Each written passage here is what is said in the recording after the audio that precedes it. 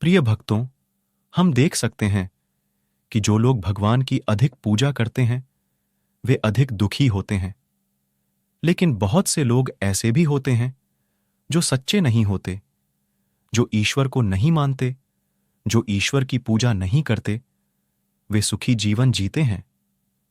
अगर आप ये कहानी सुने तो पूरा सुने। यह कहानी आधी आधी भूल ना जाए, इसलिए इसे पूरा सुने। इन शब्दों को भगवान की गलतियां, भगवान की अपनी गलतियां माना जाता है।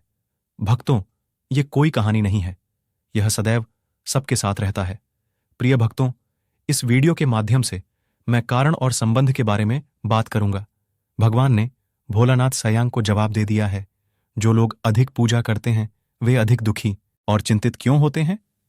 यह प्रश्न भगवान शिव ने नारद मुनि से किया। इसका उत्तर शिव पुराण में है।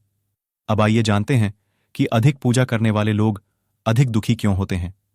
नमस्कार प्रिय भक्तों, मेरे YouTube India fact inspire channel में आप सभी का स्वागत है। चलिए अब शुरू करते हैं आज की कहानी। धन्यवाद। एक बार कैलाश पर्वत पर नारद मुनि महादेव के पास गए। नारद मुनि को बहुत बुरा लगा। भगवान शिव ने इसका कारण जानना चाहा। तब नारद मुनि ने उनसे कहा, हे भगवान, हे नाथों के भगवान, हे नाथों के भगवान, हे देवों के भगवान, मेरा एक प्रश्न है, कृपया मुझे उस प्रश्न का उत्तर दें। हे नाथ, जो लोग अधिक पूजा करते हैं वे दुखी और चिंतित क्यों होते? आखिर इसकी वजह क्या है? लेकिन जो लोग भगवान की पूजा नहीं करते, जो भगवान की शरण नहीं लेते, जो भगवान की पूजा नहीं करते, उनके पास भगवान के प्रति कोई भक्ति नहीं है। और जो लोग जीवन में बहुत गलतियां करते हैं वे ही खुश होते हैं। ऐसा क्यों? हे प्रभु, कृपया इसके पीछे का कारण बताने का कष्ट करें। तब भगवान शिव ने कहा, हे नारद मुनि, मैं जो कहने जा रहा हूं कृपया उसे बड़ी सहानुभूतिपूर्वक सुनो। जो लोग अधिक पूजा करते हैं वे अधिक दुखी क्यों होते हैं? हे नारद मुनि, मैं आपको यह बात एक कहानी के माध्यम से समझा रहा हूं, तो ध्यान से सुनो। एक गुरु के 2 शिष्य थे। वे दोनों बहुत बुद्धिमान थे। दोनों शिष्यों में से एक वह था जो ईश्वर में विश्वास करता था और दूसरा वह जो ईश्वर में विश्वास नहीं करता था। वह नास्तिक था।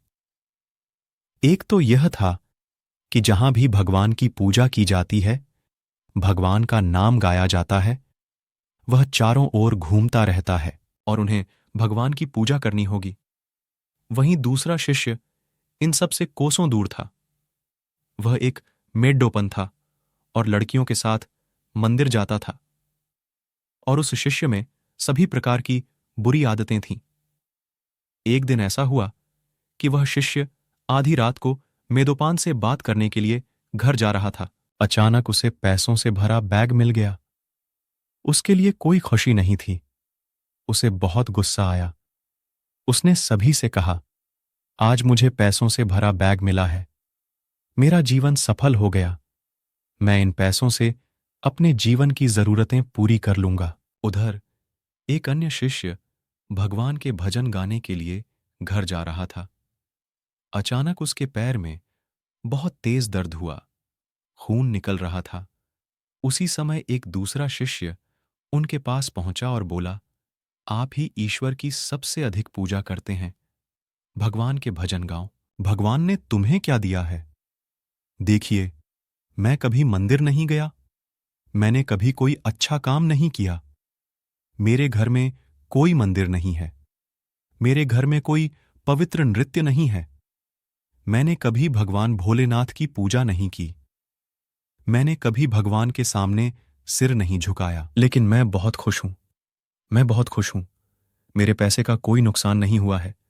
मैं एक खुशहाल जिंदगी जी रहा हूं। यह सब सुनकर शिष्य का मन कांपने लगा। वह मन ही मन सोचने लगा, सही, वह सही है। मैंने बहुत पूजा की है। मैंने भगवान की बहुत पूजा की है। फिर भी मैं बहुत दुखी हूं। और वह कुछ नहीं करता, फिर भी वह बहुत खुश हैं। ऐसे में वह अपने गुरु के पास गया और इस सवाल ने टीचर को गुस्सा दिला दिया। और शिक्षक ने कहा, भगवान जो कुछ भी करता है वह भगवान के लिए करता है। जिसका जैसा कर्म होता है उसे वैसा ही फल मिलता है। अब तुम जान गए कि भगवान ने तुम्हें क्यों प्रणाम किया और तुम्हें कर्ज चुकाने के लिए धन क्यों दिया। तुमने पिछले जन्म में बहुत पाप किए हैं, इसीलिए कहा गया कि आज तुम्हारी मृत्यु हो जाएगी। लेकिन आपने इसे बेच दिया क्योंकि आप मंदिर गए थे, आप भगवान की पूजा कर रहे थे। यही कारण है कि आप अभी भी बेच रहे हैं और तुम्हारे हाथ में एक ही धनुष है। अब अपने दोस्त की बात सुनो। पिछले जन्म में वह एक महान महापुरुष थे।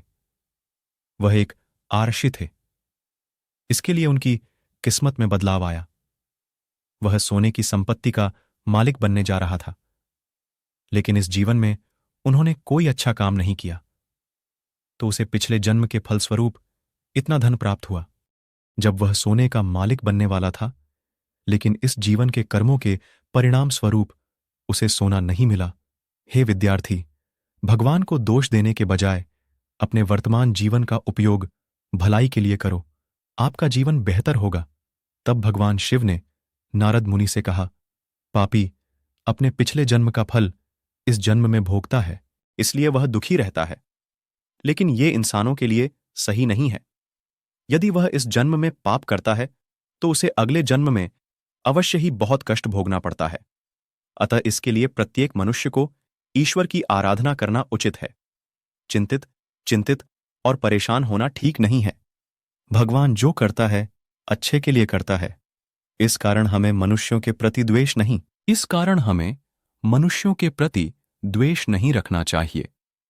अच्छे कर्म करने के लिए अनादर से जीना जरूरी है। आध्यात्मिक इंटर का कार्यक्रम बैठा। हमें सदैव सत्य के मार्ग पर चलकर उन्नति करते रहना चाहिए। हमें सदैव सत्य के मार्ग पर चलकर उन्नति करते रहना चाहिए। इस उत्पाद का फल अगले जन्म में शुभ फल देगा।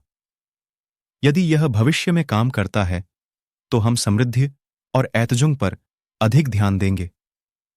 यदि यह भविष्य में काम करता है तो हम समृद्धि और लोगों के अस्तित्व पर अधिक ध्यान देंगे।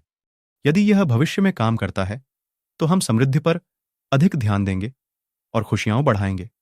अरे नारद, एक उदार मानव सोचता है कि सकारात्मक कार्य खुशी और दुख ला सकते हैं। उसे पता होना चाहिए कि इस अच्छे काम के कारण उसे अच्छा मिलेगा। अरे नारद, एक उदार मानव सोचता है कि सकारात्मक कार्य खुशी और दुख ला सकते हैं, लेकिन यह बिल्कुल भी आश्चर्य की बात नहीं है। नए और वरिष्ठ लोग इसके बारे में बिल्कुल भी नहीं सोचते हैं। यह समय की बात नहीं है। जो अच्छे कर्म करेगा उसे अच्छे परिणाम मिलेंगे। जो बुरे कर्म करेगा उसे बुरा फल मिलेगा। प्रत्येक मनुष्य को अपने जीवन में कभी ना कभी अपने पापों का फल अवश्य भोगना पड़ता है। हे नारद, मुझे आशा है कि आपको अपना उत्तर मिल गया होगा। यह सब सुनकर नारद मुनि बोले, हे प्रभु, मुझे मेरे प्रश्न का उत्तर मिल गया है। नमः शिवाय। यदि कुछ गलत हो तो कृपया मुझे क्षमा करें।